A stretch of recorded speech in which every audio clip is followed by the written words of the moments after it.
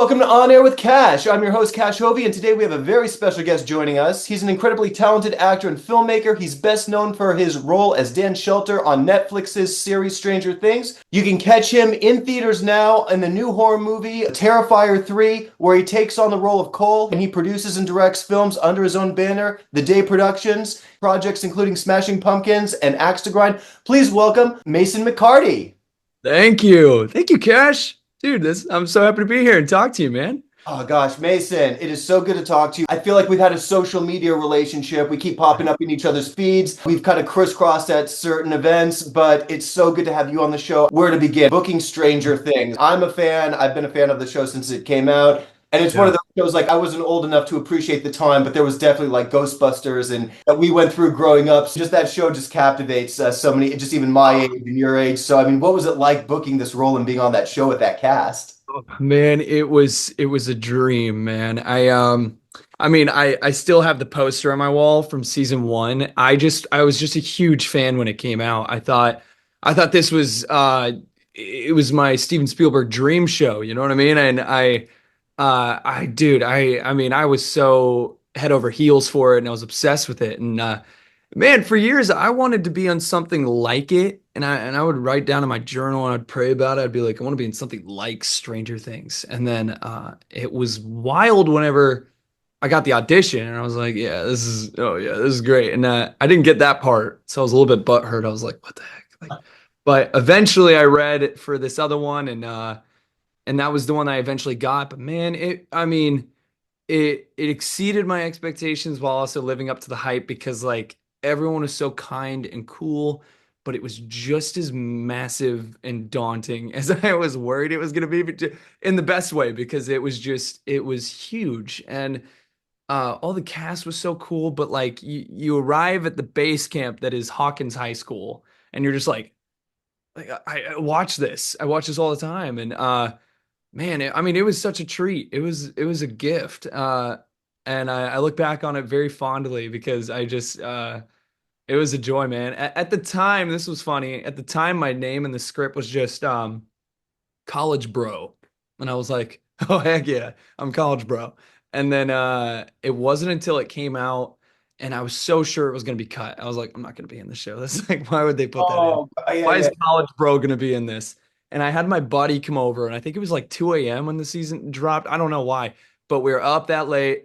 I just skipped to the credits because I'm like, I don't even want to like see myself not in there. You know what I mean? And we couldn't find College Bro. We were like, where the heck is it? And then we did one more pass, and it said Dan Shelter, and I was like, what the heck? And then we went and watched it, and man, all my worries were just lies in my head. Not a second was cut, and it was such a joy to be involved in something that you love, as a fan. Yeah. Oh, definitely. Oh man, I know, and it's just one of those shows that connects. I mean, with all ages. I mean, I have like relatives who, were kids in the '80s who say, "Oh my God, it brings back my childhood." And then even just like I said, I'm a millennial, so for those of us who were born around that time and later who went through '80s, I mean, it was so part of our culture. You always have like Back to the Future and Ghostbusters. All those movies have stood the test of time, and I mean, it has such a fan base. I totally geeked out going to Comic-Con LA when I got invited, got to meet the Back to the Future cast. I'm like, whoa, this is it's too surreal. So, but I I'm so know. jealous. Oh God, I'm just like that was a lifetime in the making for me, and it was anyway. It was such a just an epic experience that I'll never forget. And what I'm drawn about with your story too is because you graduated from high school in 2020, so you were part of like those like graduating during the pandemic. And it's interesting because I have a we have a few colleagues that are in your age group part and graduated your year by talking with people is that you all knew what you wanted to do. And I mean, you were even developing your own projects prior to getting Stranger Things. So you already had this clear path and you've done this with your production company. That was such a weird time. That was strange because well, first of all, I really fell in love with directing and producing almost just before acting. When I was a kid, I loved cameras. I thought cameras are cool, and I loved watching movies. And I was like, oh, I like this. I fell in love with Steven Spielberg, of course, and just watching his films, and I thought they were so incredible. And I think it got to a point where throughout high school, I just started learning more and I started trying other things. 'Cause I just really fell in love with it. And I was really starting to like try to make acting the first thing through high school, but I wasn't booking much at all. And I was trying to get that off the ground. And the only way to keep myself busy was PAing on music videos here in Nashville. And then also just writing and producing my own stuff with friends. And dude, yeah. And then COVID happened. And I was ready to go to a film school and I was gonna go to like New York Film Academy, and I was so excited. I was gonna go to the LA one, and I was ready to be on like a hands-on camera environment. And they were online now, and you know everybody's plans got kind of thrown under. But I ended up going to the community college that I always said I never wanted to go to in town. But man, it was weird how 2020 was also like the year that like things started happening because I fully once COVID started, once things were opening up more, music videos were coming to me to produce. And I realized that I hadn't really embraced or like worn that I love producing and directing and writing. And so I finally kind of like got myself to like, okay, I'll put a label on it. I'll let people know that I love to do this. And so I started The Day. And that title kind of is just kind of a soft spot memory of mine. The first short film I ever made with my dad, which kind of made me fall in love with movies, was The Day the Toys Came to Life. And I was like, oh, that was the day that I fell in love with movies. On the day, that's such a film term. So I was like, sweet, I'll run with it. But anyways, I still continue in between acting. It's the only way I can get myself booked. I'll write and I'll find friends and I'll collaborate with friends and we'll go produce and shoot and do all that stuff. And I really love it. It's a lot of fun. That's awesome. And I could tell it's so bizarre, like looking at, Austin Powers Matrix. Like those are like I remember the summer those movies came out, and that was like such a time when I was Oh, making movies with my I mean, this is back so 99, I'm a little kid. We're like shooting stuff on our parents' camcorders, but I had a similar experience, like watching movies with my parents.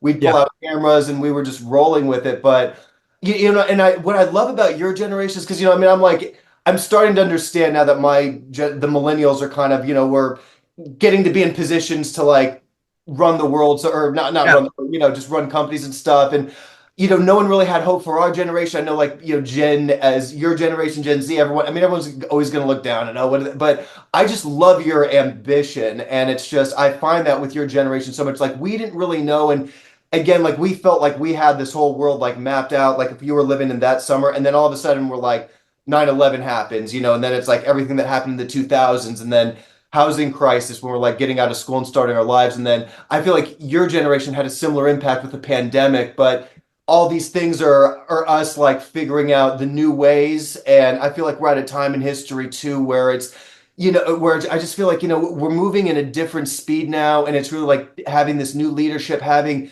new innovative thinkers and artists such as yourself and other members of your generation, it's like really coming together and be like, this is the way that we want to go, and this is going to be the new standard of the industry. So no, I really commend you for and your generation. Just I love having these conversations. Thank you. Wow. I mean, that's so inspiring and flattering to hear. I mean, I just feel like I'm so grateful for my parents kind of um allowing me to pursue the things that made me I felt driven towards, and I think if it weren't for them embracing and uplifting that drive, then I'd probably be, I don't know. I don't know what I'd be doing, but I also just found a circle of people that I felt like we lifted each other up Yeah. in working each other towards better and stronger and more and um pursuing what we love. And so, wow, thank you, man. I mean, uh, that is so awesome to hear. I mean, even looking at these posters, man. I mean, I think you could tell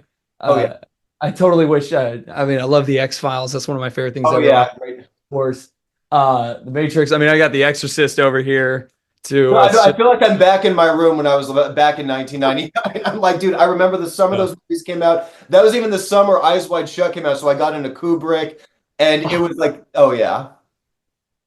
dude, I'm so jealous. I mean, I could even say it's like there's a lot of times I'm like, man, I was born at the wrong time, man. I was Oh, like, I would have you eaten were this born at stuff. the right time. No, I told myself that so many times, but no, you are in this moment I now. am. And it was just like with me. Hey, I would have wish I was born in the '80s, but it's Yeah. like something about meeting like this the cast of Back to the Future. Like, hey, you know what? I've done good. Yes. Yes. That's so good. I love it. And speaking of just where you're going, so we got to talk about Terrifier 3. Just came out in the theaters. What can you tell us about this film?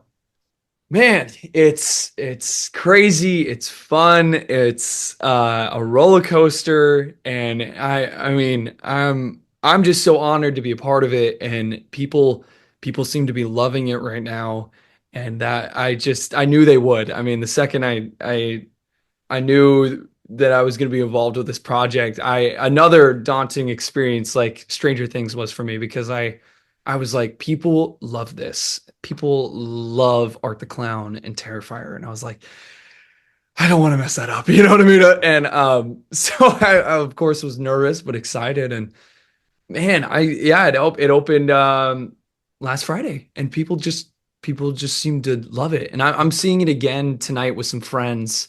Um, I've only seen it at the premiere, and it lived up to the hype. I was a fan, and I already was a fan walking in, so it was cool to watch it deliver for me as a fan watching it. So yeah, right now just riding that Terrifier wave and just kind of just talking to people about it and really enjoying my experience, just kind of getting to see people really love on it with the cast. So yeah, kind of in the middle of that, but it's been a whirlwind. Got Mason Mecartea, you are the man. You are on fire. Keep this epic career of yours rolling, and we'll catch you back soon. Everyone, get out to the theaters. Go watch The Terrifier 3 and catch Mason on Stranger Things, and be on the lookout for his upcoming projects. Mason, brother, I can't wait to catch up with you soon, and we're rocking it up when you get to LA, brother. Dude, I can't wait, Cash. Thank you so much for having me, brother. Thank All right. you. Appreciate it, dude.